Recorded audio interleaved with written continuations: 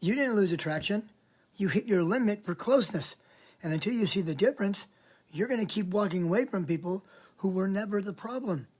If you have avoidant tendencies, you might recognize this pattern.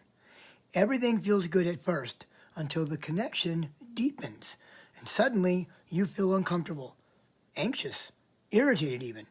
You start questioning if they're right for you, and eventually you convince yourself, I guess I'm just not that into them anymore.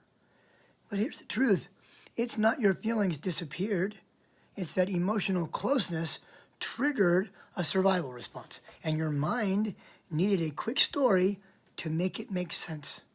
That fear gets misinterpreted as a loss of attraction because it's easier to say it's not working than to admit I'm scared of needing someone. So the relationship ends. You feel relief. Then eventually the cycle repeats.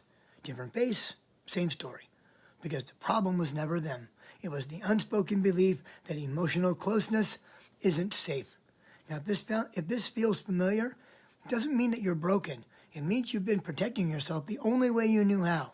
But real love requires staying, even when it doesn't feel safe. Learning to stay through the discomfort rather than pulling away is where the change begins. You didn't lose interest. You hit your limit for closeness.